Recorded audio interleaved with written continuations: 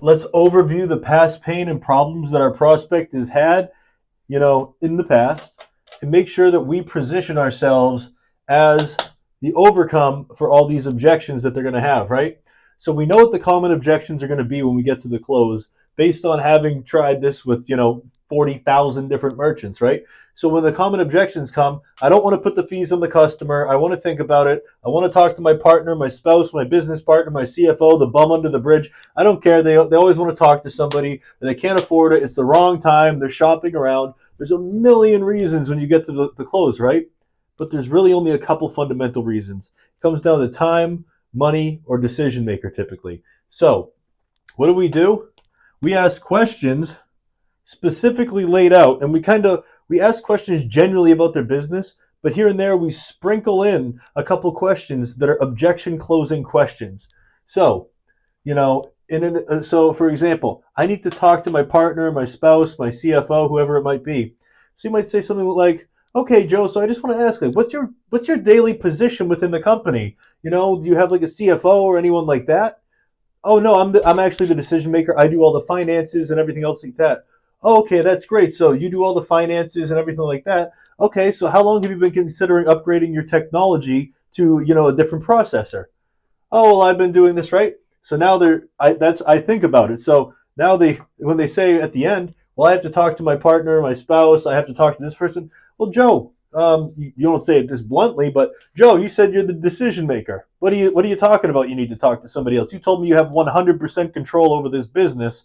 So is it me? Is it my product, or is it my company that you don't trust?" And that's kind of how we approach that objection, right? So we start digging in a little bit deeper. We'll ask them a few more questions, and of course, very blunt, very quick. We're trying to fly through this here. "So how long have you been considering upgrading your tech?" So that kind of gets rid of, "I want to think about it." "Well, I've been thinking about it for a couple of years." "Okay, and in the last couple of years, what has your growth rate been, and what do you think it could be had you had that upgraded tech based on what you know now today?" "Well, I think it could have been a lot faster." "Okay, so it's safe to say that if you were thinking about it and you had upgraded, maybe you would have grown a little bit faster. That's awesome. Now, what have you tried so far to lower your costs within that technology?" "Well, I spoke to my merchant services provider, and they really didn't want to work with me and things like that." "Okay, it stinks that they didn't want to work for you. So right now, are you shopping around for different providers, or are you kind of just here with one?"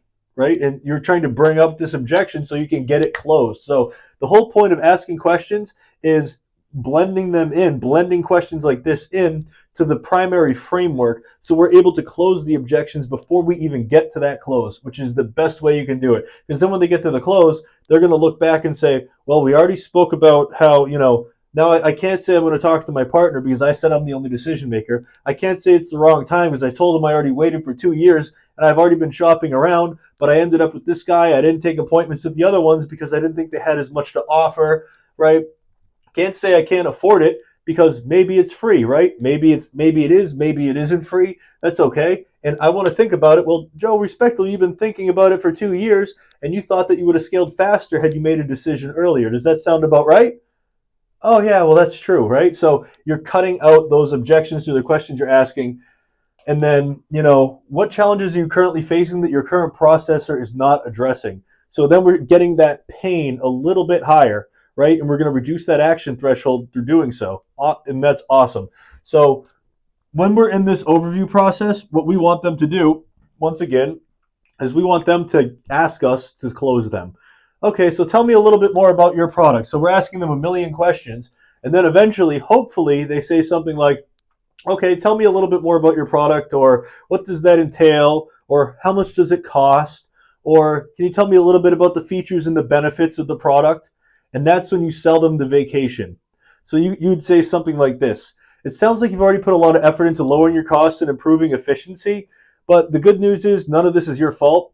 Most providers don't offer the full features and support that we do to make a real impact. But excuse me. It sounds like you've already put a lot of effort into lowering costs and improving efficiency, and the good news is that none of this is your fault. Most providers don't offer the full suite of features and support that you need to make a real impact. What we bring to the table is the final piece, the ability to achieve the cost savings and efficiency you've been looking for. So, Joe, I think you were about 75, pretty much what you're saying. That's like kind of a cookie cutter, right? You're going to kind of make that your own. But, Joe, you've been about 75% of the way there. I think you're almost there. You've done a lot of things to improve efficiency within your business and, improve cost. You've tried to negotiate. You've done a lot of things. I think you're just, one little piece off, and that's where we come in and we fill that gap for you. How does that sound, Joe? That sounds great. Okay. So you'd like to hear a little bit more about the product? Yes, I'd like to hear more about the product. Great. Now we go into selling the vacation. So that is how we overview the past pain and problems before we get into that sell the vacation, which is where we close the deal. See you on the next module, guys.